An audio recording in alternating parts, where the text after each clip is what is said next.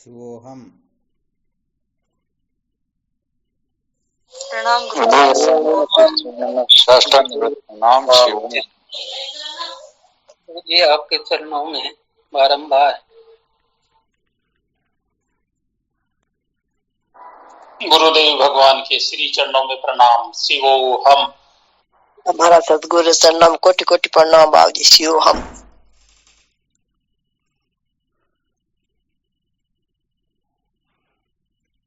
कोटि कोटि प्रणाम। शिवो हम गुरुदेव। शिवोहम।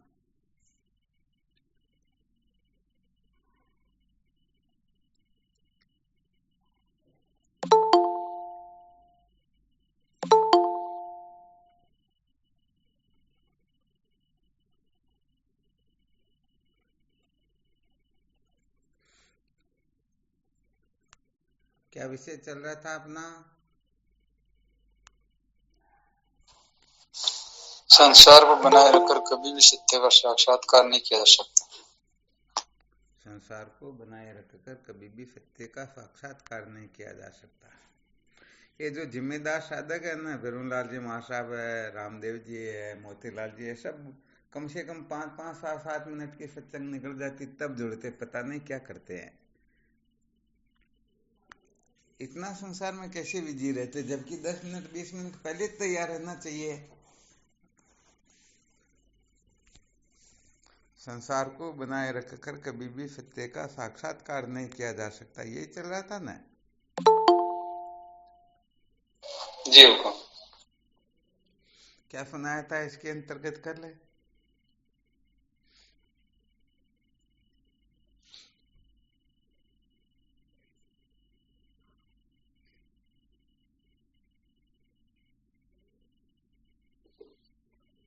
महाराज इसमें सुने तो पहले तो कभी संसार दुखों का घर है, फिर जीव मात्र का स्वभाव है कि वे दुख से छुटकारा प्राप्त करना चाहता है।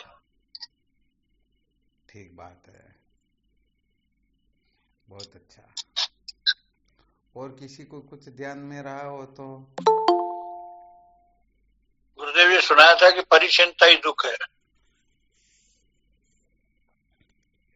परिचिनता ही दुख है। बहुत बहुत उत्तम।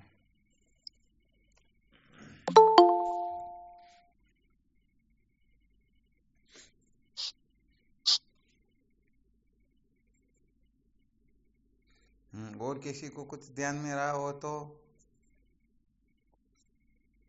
गुरुदेव, ये संसार प्रत्येक क्षण बदलने वाला है और ये देश काल वस्तु से परिचिन्न है। क्या बात है, बहुत अच्छी बात है।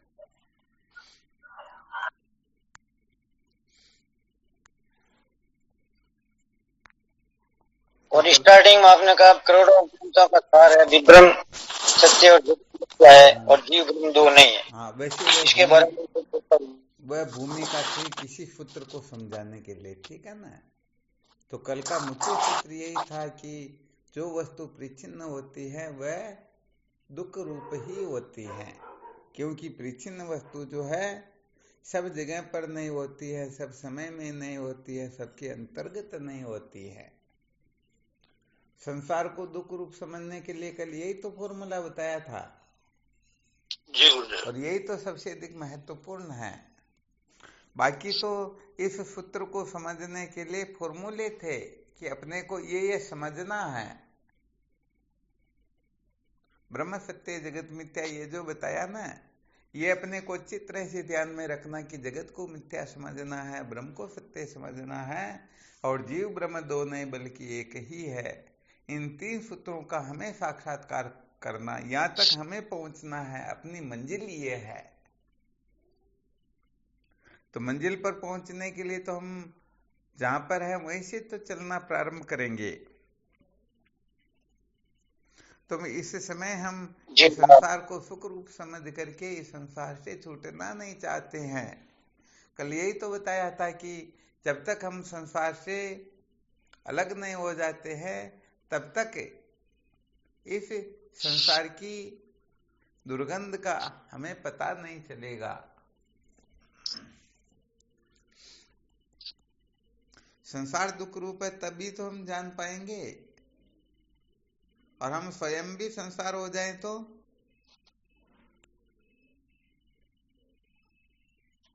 हम घुल मिल जाएंगे गुरुदेव। हाँ, गुण मिल जाएंगे, बिल्कुल सत्य वचन है।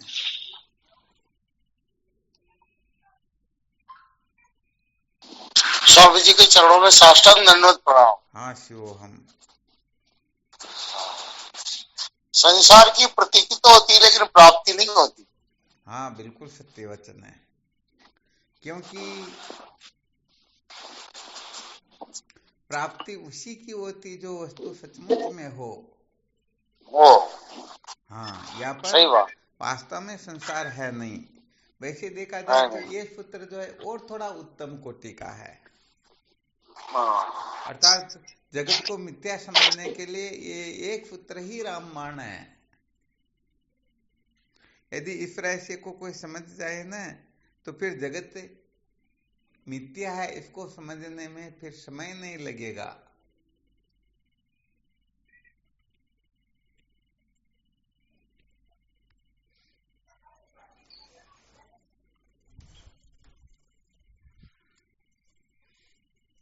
तो कल यही सिद्ध किया गया था, जो वस्तु विच्छिन्न होती हैं वह वस्तु दुख रूप होती है, अपरिचिन्न वस्तु ही सुख रूप होती है।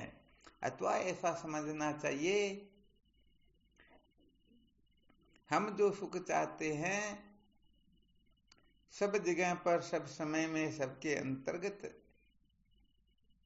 अर्थात सब जगह पर सुख चाहते हैं, सब समय में सुख चाहते हैं और सबसे सुख चाहते हैं। अब विचार करके देखा जाए, यदि कोई सब जगह पर सुख चाहता हो और किसी विशेष जगह पर ही वह अटका हुआ हो, तो बताओ वह सब जगह पर सुखी हो सकता है क्या? नहीं जी। हाँ, बिल्कुल नहीं हो सकता, क्योंकि वह वस्तु तो सब जगह पर है ही नहीं ना। जैसे कोई अपने घर से सुख चाहता हो, अपने मोहल्ले से सुख चाहता हो, अपने गांव से सुख चाहता हो, तो ये गांव तो अपने गांव की जगह पर ही है ना, और इस पूरी सृष्टि में दूसरी जगह पर है थोड़ी। अपना बंगला भी अपनी जगह पर ही है, पूरे गांव में ऐसा बंगला नहीं मिलेगा। तो कोई यदि किसी विशेष जगह पर अटक जाए, कभी मुझे तो इस जगह पर रहने से ही सुख मिलता है, तो वह जैसे ही दूसरी जगह पर जाएगा उसे दुख हो जाएगा। तो इसका मतलब उसकी देश में आसक्ति है या नहीं है? बिल्कुल जी, बिल्कुल है ना। तो ये देश तो परिचिन्न है। अरे भाई, जहां पर राजस्थान होता वहां एमपी नहीं होती, जहां एमपी वहां पर राजस्थान नहीं है। अब कोई सोचे नहीं नहीं मुझे तो सुख राजस्थान में ही मिलता है, तो एमपी में जाते ही दुखी होगा या नहीं होगा? बिल्कुल, वहां की देश काल परिस्थितियां अलग है। बिल्कुल अलग है। अर्थात कोई देश में अटका हुआ होता है, कोई काल में अटका हुआ होता है, कोई वस्तु में आसक्त हुआ रहता है। जो देश काल वस्तु के पीछे पागल हुए रहते हैं, उनको सचमुच में सच्चा सुख कभी भी मिल सकता ही नहीं। क्योंकि ये तो पक्का है ना, एक जगह पर तो कोई रुक सकता ही नहीं। अरे भाई, घर को छोड़ करके, गांव को छोड़ करके, कभी अपने जिले को छोड़ करके बाहर भी तो जाना पड़ता ना। तो सदा सुखी कहां पर हुआ? तो यहाँ पर ये जो तरीका बताया, केवल मात्र इसका रहस्य में इतना ही समझना है कि हम जिस देश से, जिस काल से, जिस वस्तु से सुख चाहते हैं, उनका अच्छी तरह से अनुसंधान करके देखना होता है कि सचमुच में ये जो वस्तु है सर्वत्र है या नहीं है। यदि सर्वत्र नहीं है तो हम सदा के लिए सुखी नहीं हो सकते हैं। और जो वस्तु सर्वत्र नहीं है वह सुख रूप भी नहीं होती है, तो सिद्ध हो गया नहीं, ये दुख रूप ही है।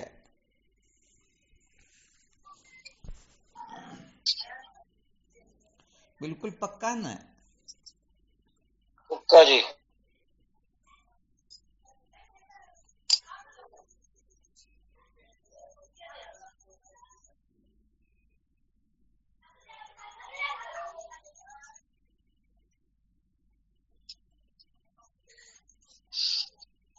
हाँ, इसमें कोई और विशेष बात तो नहीं है ना? जी नहीं। बहुत अच्छी बात है।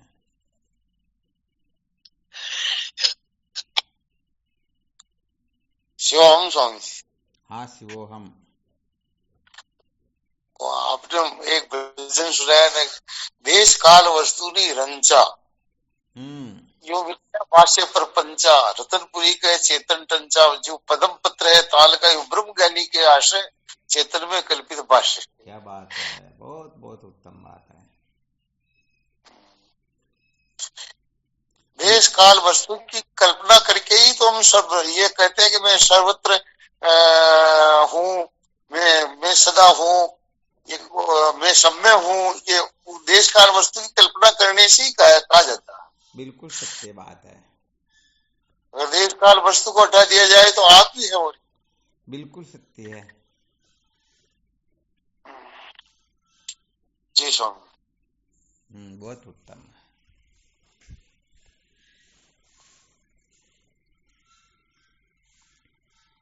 तो यहाँ पर मूल रूप में अपने को समझना क्या है?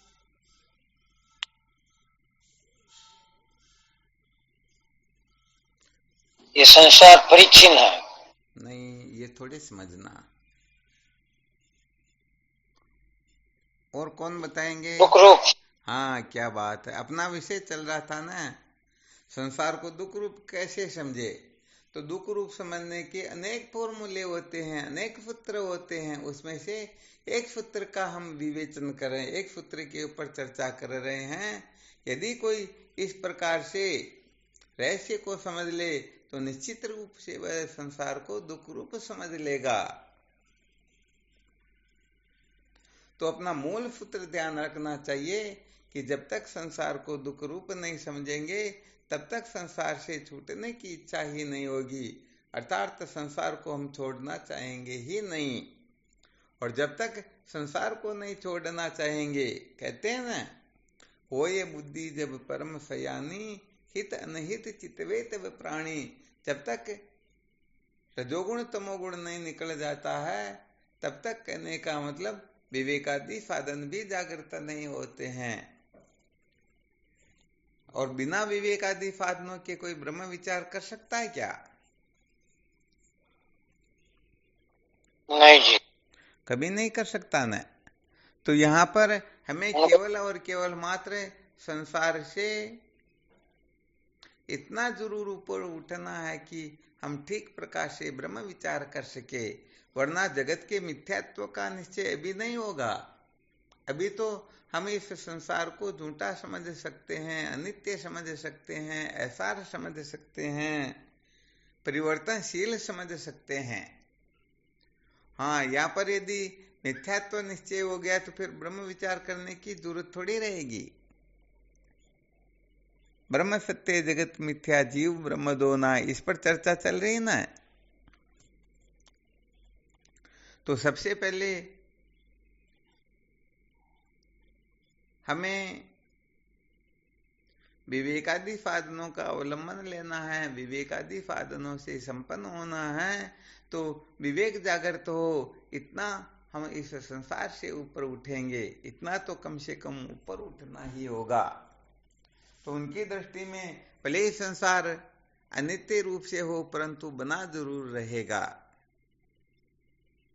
क्योंकि बिना अप्रोक्ष ज्ञान के जगत के मिथ्यात्व का निश्चय होता ही नहीं।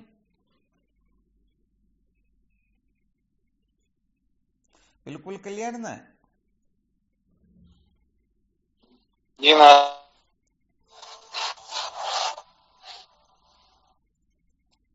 तो यहाँ पर जगत को मिथ्या समझने से तात्पर्य है इसको झूठा समझना, इसको दुख रूप समझना। इस समय में केवल और केवल मात्र इस जगत को दुख रूप समझना है। जब दुख रूप समझेंगे तभी हम इस संसार से छूटने की इच्छा करेंगे, और जब छूटने की इच्छा होगी तभी तो कुछ न कुछ युक्तियां जागृत होगी। जैसे किसी को जेल में बंद कर दिया जाए तो जेल से छूटने के लिए कुछ न कुछ उपाय सोचने लगता ना। तो ऐसे ही जब संसार को दुख रूप समझेंगे तो संसार से छूटने के कुछ न कुछ फॉर्मूले तो अपनी बुद्धि में जगमगाएंगे ना। और जब ऐसा, बिल्कुल महाराज, हाँ बिल्कुल, तभी तो विवेक जागृत होगा।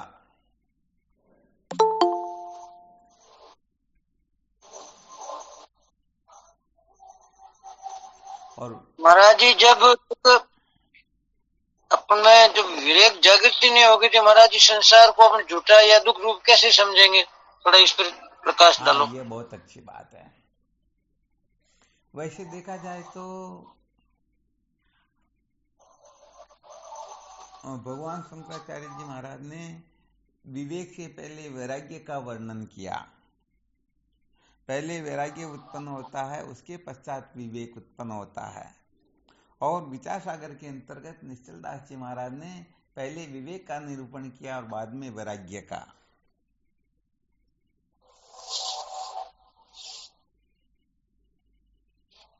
ठीक है ना? तो ये दोनों ही सूत्र अपनी अपनी जगह पर बिल्कुल बिल्कुल जो के त्यों सत्य है।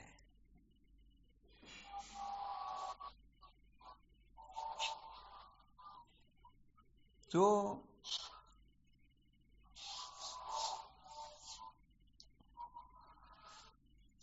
मल विक्षेप क्या हुआ? नहीं, सूत्र तो सच्ची, ये महापुरुषों की जो वाणी है उन्होंने बहुत सोच समझ के ये तोल के बात कही है। लेकिन मेरा निवेदन है कि भाई अपन जिस तथ्य तक पहुंचे नहीं, अपन को ये झूठा लगेगा कैसे? हाँ बिल्कुल सत्य बात है। जैसे अभी जो सूत्र सुनाया गया ना, ये तो मंथन हम कम से कम कर ही सकते हैं कि हम जिस वस्तु से सुख चाहते हैं वह सब जगह पर है या नहीं है। यदि सब जगह पर नहीं मिलती हैं तो हम उस वस्तु को महत्व देंगे क्या? नहीं, वो तो नहीं देंगे ना। तो इसी प्रकार से तो युक्तियों के द्वारा, विचार के द्वारा ही तो हमें इस जगत के दुख रूपता के बारे में चिंतन करना है। एन केन प्रकारेण ये जगत हमें दुख रूप प्रतीत हो, क्योंकि दुख रूप प्रतीत होने से तुरंत ही अपने हृदय के अंतर्गत सुख रूप वस्तु को जानने की तड़पन जागृत होने लगती है और इससे छूटने की इच्छा होने लगती। इसी को तो विवेक कहते हैं। हालांकि पूर्ण विवेक जागृत नहीं हो रहा, फिर भी कुछ अंशों में विवेक जागृत हो रहा ना।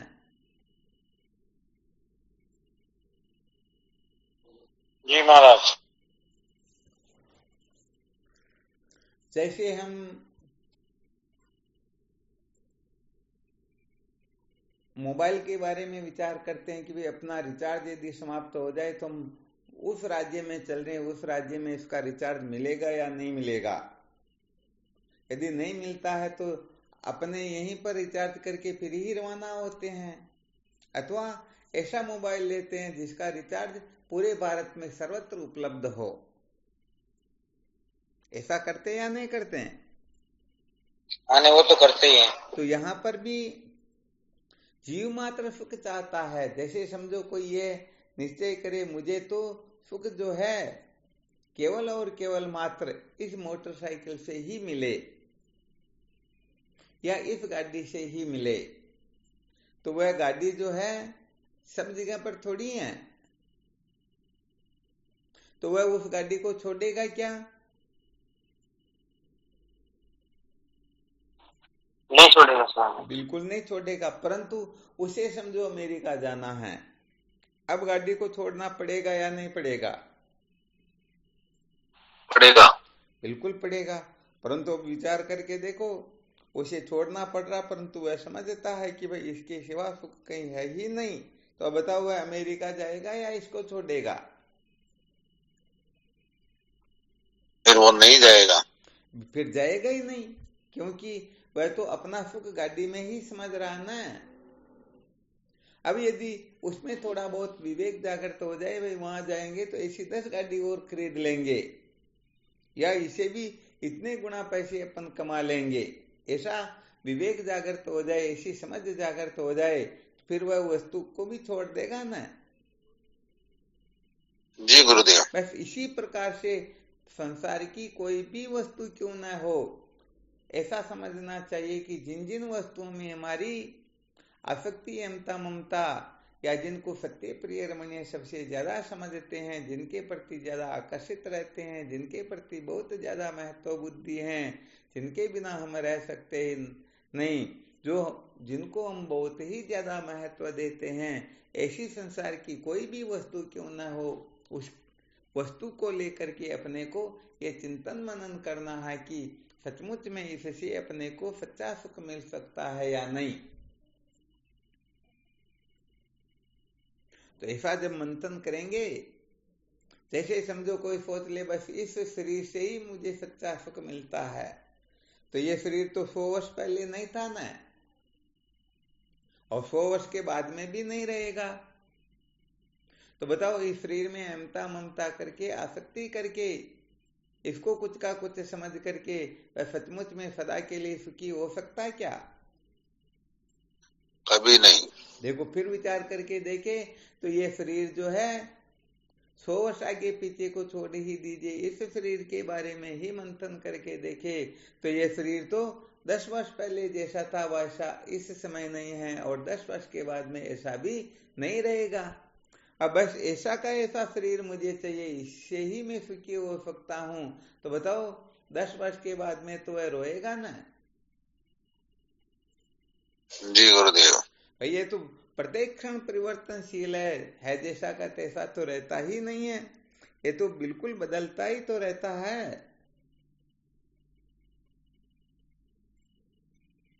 जी महाराज।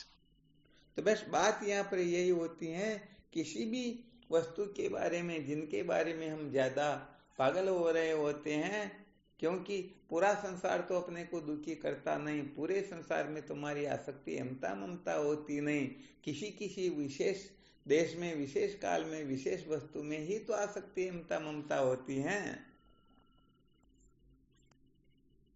तो इसके बारे में जब मंथन करके देखते हैं तो जिन जिन वस्तुओं में हमारे महत्व, ममत्व, सत्यत्व बुद्धि होती हैं, वो सारी की सारी वस्तु परिचिन्न सिद्ध होती हैं। अर्थात वह सब जगह पर मिलेगी नहीं, सब समय में मिलेगी नहीं, सब वस्तुओं के अंतर्गत वह वस्तु होगी नहीं। सब ऐसा होगा तो विवेकवान जो होगा वह या तो उस आग्रह का त्याग करेगा, अथवा सचमुच में सच्चे सुख का अधिकारी वह होगा ही नहीं। तो ये रहस्य यदि समझ में आ जाए तो बताओ, विवेक जागृत होगा या नहीं होगा? बिल्कुल होगा महाराज, बिल्कुल होगा। अच्छा, वह यदि उसी जगह पर अटका रहे तो बताओ, वह पक्का संसारी बना रहेगा या नहीं बना रहेगा? फिर वो सच्चे सुख का अधिकारी भी तो नहीं रहेगा ना। नहीं, मुझे तो इसी बंगले से सुख मिलेगा और मुझे किसी की जरूरत ही नहीं है, मुझे तो यही गाड़ी चाहिए, मुझे तो ये वस्तु ही चाहिए, ऐसा ऐसा ही चाहिए, वैसा वैसा ही चाहिए, ऐसा वैसा ही होना चाहिए। तो फिर वह परमार्थ का प्रतीक हो सकता है? कभी नहीं। कभी भी वह सत्संगी नहीं हो सकता, कभी ब्रह्म विचार नहीं कर सकता है, क्योंकि वह घर को छोड़ नहीं पाएगा, घर के भीतर जो रहने वाले उनको वह छोड़ नहीं पाएगा, अर्थात वह किसी वस्तु को त्यागने की सामर्थ्य नहीं रखेगा। फलस्वरूप वह वहीं उलझा रहेगा और जीवन भर अपने जीवन को वहीं बर्बाद कर देगा, परंतु उसके भीतर कभी भी विवेक जागृत होगा ही नहीं। क्योंकि विवेक जागृत होगा तो वह उसको परिचिन्न समझ लेगा, दुख रूप समझ लेगा, उसे ऊपर उठने की चेष्टा करेगा। अर्थात ऐसी वस्तु की खोज करेगा जो सचमुच में सुख स्वरूप हो, क्योंकि जो सचमुच में दुख में सुख बुद्धि करके नहीं बैठे हैं, बल्कि जो दुख को दुख समझ रहे हैं, वो तो निश्चित रूप से दुख से छूटने की इच्छा ही करेंगे। करेंगे या नहीं करेंगे? जी गुरुदेव, करेंगे। तो यहाँ पर उन साधकों की ही चर्चा चल रही है जो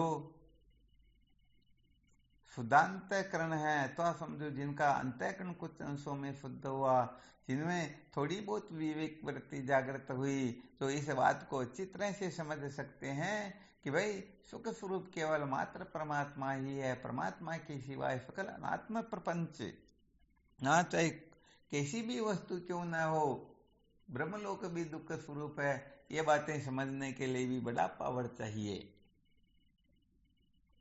तो जो ब्रह्मलोक को भी दुख रूप समझते हैं, उनके लिए स्वर्ग और संसार के पदार्थों का कोई विशेष औचित्य है क्या? नहीं है महाराज। हाँ, कोई विशेष औचित्य होता ही नहीं। तो ये कुल मिलाकर के एक फॉर्मूला बताया गया है। इस फॉर्मूले का आश्रय लेकर के हम संसार की प्रत्येक वस्तु की असलियत को अच्छी तरह से समझ सकते हैं। बस करना यही है कि जिस वस्तु को हम महत्व दे रहे हैं, जिसके पीछे पागल हो रहे हैं, जिसको सुख रूप समझ रहे हैं, जिनको पाना हमने अपने जीवन का लक्ष्य बना रखा है, उस वस्तु को देख लीजिए कि ये सब जगह पर है या नहीं, सब समय में है या नहीं, सबके अंतर्गत है या नहीं, ये एक जैसी रहेगी या नहीं रहेगी। इन छोटे छोटे सूत्रों का आश्रय लेकर के हम उसकी असलियत को समझ सकते हैं। जैसे जहर के स्वरूप को समझ करके भले ही जहर को हम अपनी जेब में पड़ा रखेंगे, परंतु सावधान रहेंगे या नहीं रहेंगे?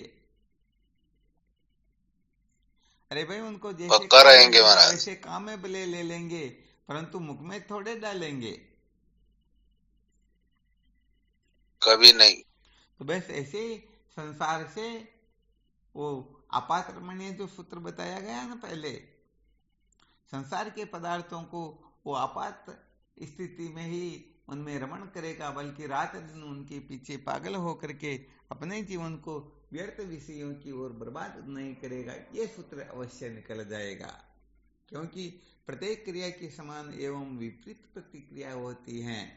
किसी वस्तु को सचमुच में हम दुख रूप समझेंगे तो न चाहते हुए भी उससे छूटने की इच्छा होगी या उसे छोड़ने की इच्छा होगी, और जिसको सुख रूप समझेंगे न चाहते भी उसे प्राप्त करना चाहेंगे। ये बिल्कुल पक्का है ना? जी गुरुदेव। तो मिला करके दे इंद्रियां प्राण मन बुद्धि अथवा संसार के नाते रिश्ते, संसार के पद पदार्थ, संसार का समस्त ऐश्वर्य अथवा आत्म तत्व से बिन कुछ भी वस्तु क्यों न हो, जिनकी असलियत समझने के लिए ये बहुत बड़ा ब्रह्मास्त्र हो गया, बहुत बड़ा फॉर्मूला हो गया। तो इस फॉर्मूले पर केवल और केवल मात्र आत्मा अथवा ब्रह्म ही खरे उतरेंगे, अर्थात आत्मा अथवा ब्रह्म ही आनंद रूप सिद्ध होंगे। और सत्य कहा जाए तो उसी को ही जीव मात्र पाना चाहते हैं, उसके सिवाय सबको छोड़ना चाहते हैं। क्या होता है कि कभी कभी हम जान जाते हैं कि भाई ये छोटा सा बच्चा कह रहा ना, ये बिल्कुल सही कह रहा, मैं गलत हूं, परंतु अपने को गलत माने तो अपना अभिमान कहाँ जाएगा? फिर गड़बड़ होगी ना फिर तो। अरे भाई, अपना अपमान होगा या नहीं होगा? इसलिए जानते हैं कि मैं 100% गलत हूं, फिर भी उसको सत्य सिद्ध करने के लिए वो पागल हो जाते, कहते नहीं नहीं, किसने कहा ये झूठी बात, मैं कह रहा हूं यही सत्य, बाकी ये कह रहा ये तो झूठी है। तो यहाँ अपने अभिमान की ही तो पुष्टि है। हाँ, इसीलिए वेदांत शास्त्रों का थोड़ा संकेत कर देते हैं। अभिमान की पुष्टि होकर के जो ये वेदांत आता ना, इसको समझ लेना चाहिए न्याय की बराबर ही होता है। यहाँ अभिमान की पुष्टि नहीं होती है, यहाँ अहम की पुष्टि नहीं होती है। यहाँ पर तो सारा का सारा कचरा छाप हो जाता है। जो परमार्थ सत्य है वही रहता है, उसके सिवाय और कुछ शेष रहता ही नहीं।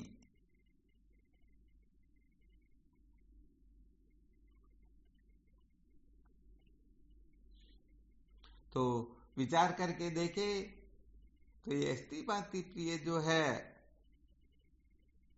ये व्यभिचारी है, और नाम रूप जो है ये व्यभिचारी हैं। कोई व्यभिचारी वस्तु को महत्व देना चाहते हैं क्या?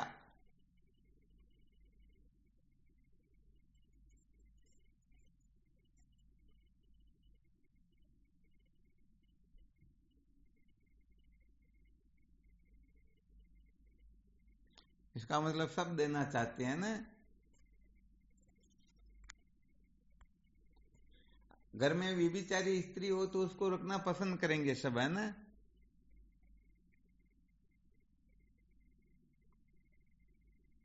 आवाज नहीं आ रही क्या?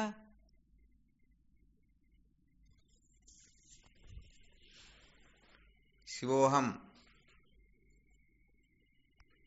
आवाज नहीं आ रही, इसका मतलब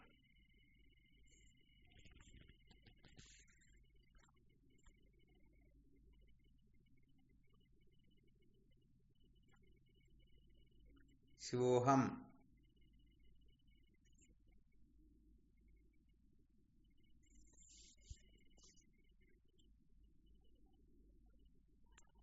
अरे किसी की आवाज भी नहीं आ रही बिल्कुल ही।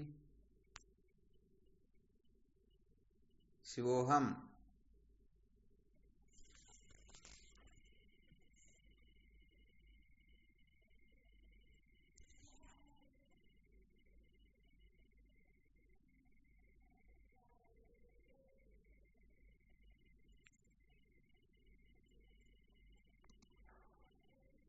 ऑन हो तो वहां नहीं दिखाई दिया।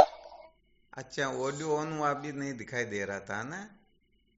हाँ, इसका मतलब या तो नेटवर्क बिल्कुल भी चला गया था। अब आवाज आ रही है ना? आ रही है, क्लियर आ रही है प्रेजेंट तो। वाह, चलो बहुत अच्छी बात है। हाँ, कोई नहीं बोले ना, इसलिए मैंने सोचा भाई तब तो कुछ न कुछ गड़बड़ हो रहा ना। 3 4 5 बार कहने के बाद में तो कोई ना कोई बोलते ही बोलते हैं। तो यहाँ पर ये सुनाया गया था, अस्ति भांति प्रिय जो है ये व्यभिचारी होते हैं, और नाम रूप जो होते हैं ये व्यभिचारी होते हैं। अस्ति भांति कभी बदलते नहीं, और नाम रूप कभी रहते ही नहीं। तो बताओ, अब हम व्यभिचारी वस्तु को महत्व देंगे या व्यभिचारी वस्तु को महत्व देंगे? किसको महत्व देंगे? व्यभिचारी को। व्यभिचारी को देंगे। तो यहाँ पर व्यभिचारी वस्तु तो केवल और केवल मात्र परमात्मा तत्व ही व्यभिचारी है। ये बाकी तो सब व्यभिचारी है। बाकी सब परिवर्तन होने वाले हैं, बदलने वाले हैं। ये है जैसे कि वैसे है ही नहीं। हाँ, आज ये कह देंगे कल ही बदल जाएंगे। जी, अक्षण अक्षण में पूरा संसार बदल रहा वैसे। जी स्वामी। तो यहाँ पर अच्छी तरह से हमें जांच पड़ताल कर लेना चाहिए, खूब मंथन करना चाहिए, खूब विचार करना चाहिए। कुल मिलाकर के जो वस्तु जितने अंशों में महत्व देने योग्य होती है उतने अंशों में दे, फिर कोई बात नहीं है। परंतु पूर्ण रूप से उसके पीछे ही पागल हो जाए, पूर्ण रूप से उसको ही महत्व दे दे, तो ये सचमुच में बड़ा खतरनाक होता है। इसलिए नामरूपात्मक प्रपंच को जिससे हमारा जीवन चल जाए उतना महत्व अवश्य दे देना चाहिए। परंतु ये आवश्यकता से अधिक महत्व देंगे तो सचमुच में हम संसारी हो जाएंगे। और होता क्या है कि हम ईमानदार भी तो बहुत होते हैं ना, दयालु भी तो बहुत ज्यादा होते हैं। कोई संसार को धोखा कैसे दे? अरे संसार से तो अपना इतना इतना काम हुआ ना, तो हम ईमानदार रहते हैं, दयालुता दिखाते हैं, कोई हम इनके साथ में कपट नहीं करेंगे, पाखंड नहीं करेंगे। संसार भले अपने को धोखा दे दे, परंतु हम धोखा नहीं देंगे संसार को। हम संसार का त्याग नहीं करेंगे, क्योंकि संसार ने तो हमको इस प्रकार से आनंदित किया है। तो ये दया का भाव आ गया ना एक तरह से।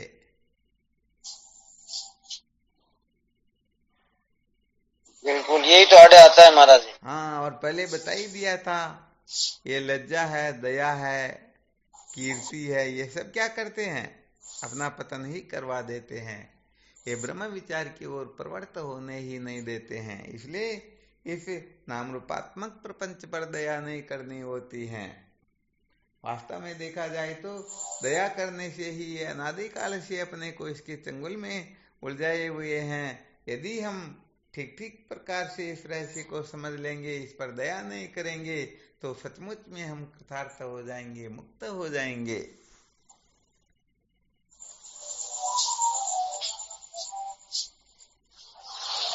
तो जो वस्तु अपने को आनंद रूप प्रतीत हो, सत्य रूप प्रतीत हो, चित्त रूप प्रतीत हो, कैसी भी वस्तु क्यों न हो, तो अच्छी तरह से मंथन करके देख लेना चाहिए इस युक्ति के द्वारा कि यह वस्तु सचमुच में सत्य है या नहीं, चित्त है या नहीं, आनंद रूप है या नहीं।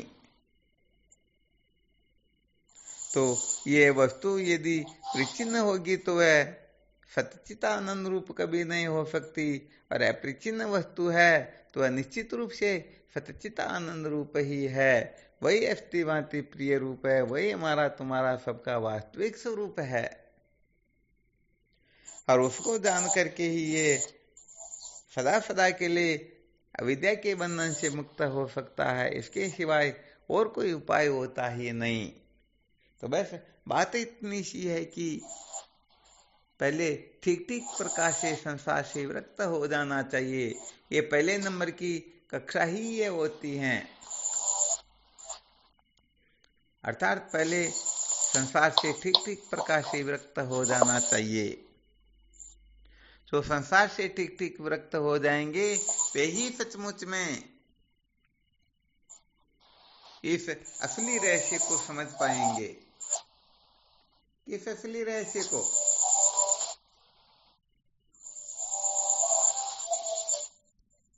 संसार दुख रूप है, नहीं हो तो दुख रूप समझेंगे, तभी विरक्त हो पाएंगे।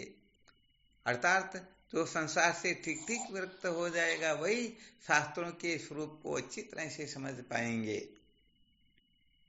अर्थात यहाँ शास्त्र के स्वरूप को समझने से तात्पर्य है शास्त्रों का परम तात्पर्य क्या है। क्योंकि यहाँ पर वेद के कर्म, उपासना, ज्ञान समस्त भागों का समन्वय हो जाता है। वेद भगवान में जो स्वर्ग प्राप्त करने के लिए सूत्र बताए हुए हैं, वह भी स्वर्ग को प्राप्त करने के लिए नहीं, बल्कि उनका तात्पर्य किसी और में ही है। तो ऐसे करते करते जब समस्त क्रिया चेष्टाओं का तात्पर्य ब्रह्मात्मा के बोध में है, हाँ ऐसा समझने लग जाएंगे, या ऐसा ठीक ठीक प्रकार से जिस दिन समझेंगे, शास्त्र तो क्या प्रत्येक क्रिया चेष्टा का तात्पर्य ब्रह्मात्मा के बोध में है, तब समझना चाहिए कि अब हम वेदांत श्रवण ठीक ठीक प्रकार से कर पाए हैं। वरना वेदांत श्रवण कोई साधारण बात है ही नहीं।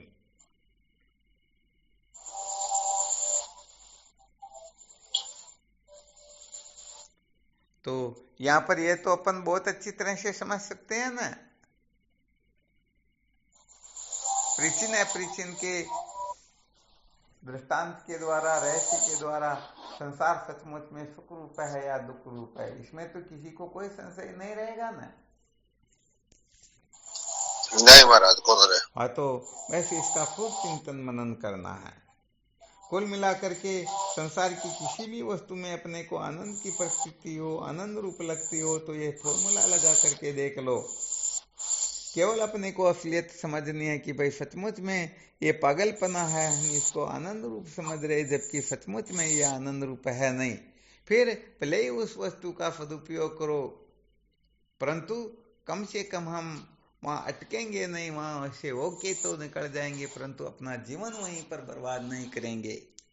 जैसे धर्मशाला में रुकना तो अनिवार्य होता है, परंतु वहीं डेरे डाल कर बैठ जाएं तो ये गड़बड़ हो जाती है। बिल्कुल क्लियर ना? जी गुरुदेव। तो ये जो सूत्र बताया था शायद भवानी शंकर जी ने बताया, या जिस भी साधक ने बताया हो, संसार को दुख रूप समझने के लिए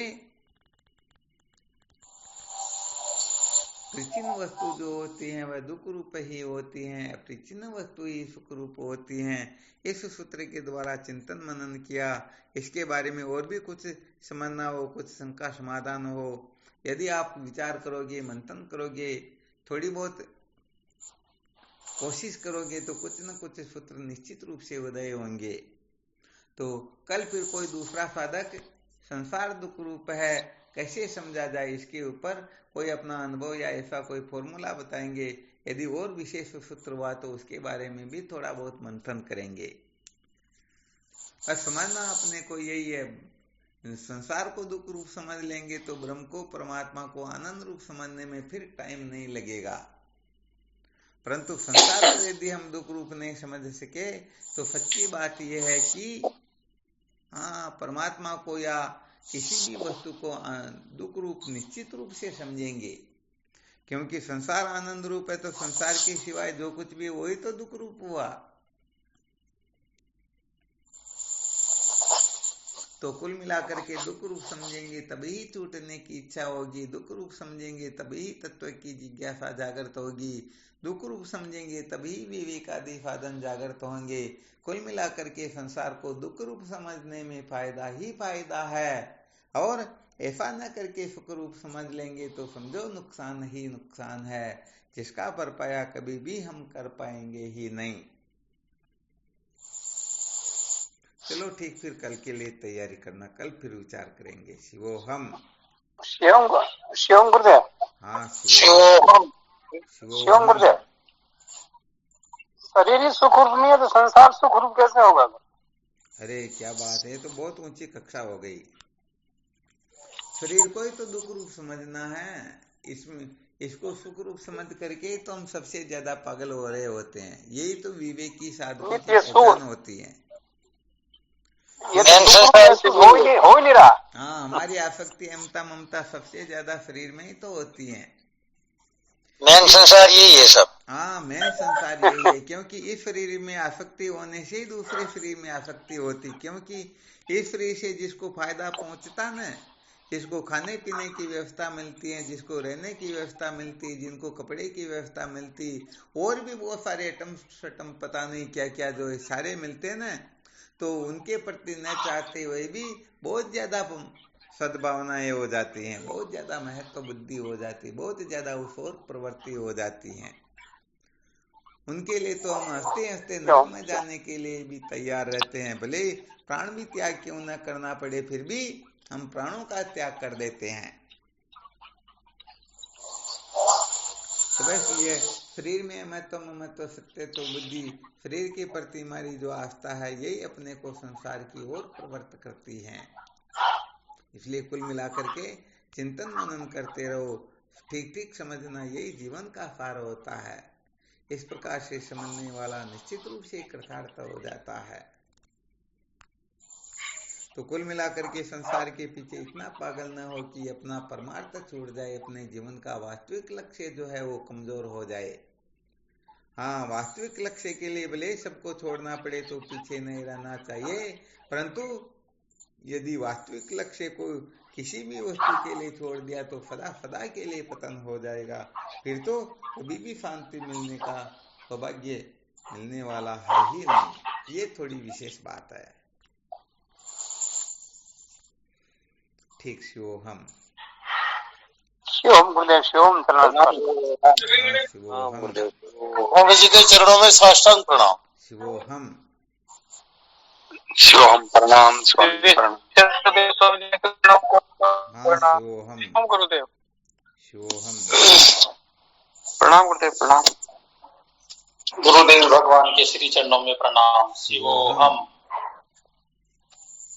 स्वामी जी के श्री चरणों में साष्टांग दंडवत प्रणाम। शिवोहम गुरुदेव। हाँ, शिवोहम। प्रणाम गुरुदेव। शिवोहम। शिवोहम।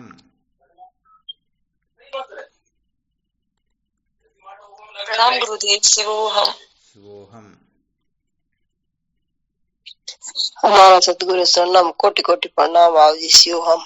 शिवोहम।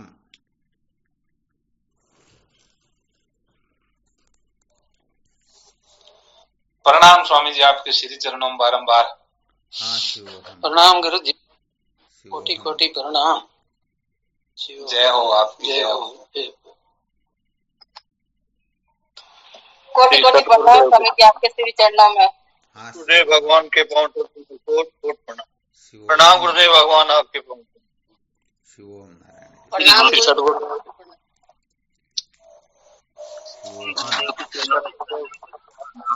हम देता है। हाँ शिवोहम। श्री सद्गुरुदेव के चरणों में कोटि कोटि प्रणाम। शिवोहम।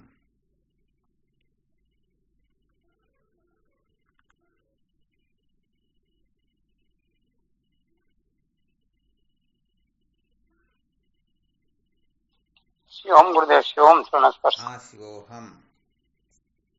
शिवम शिवम।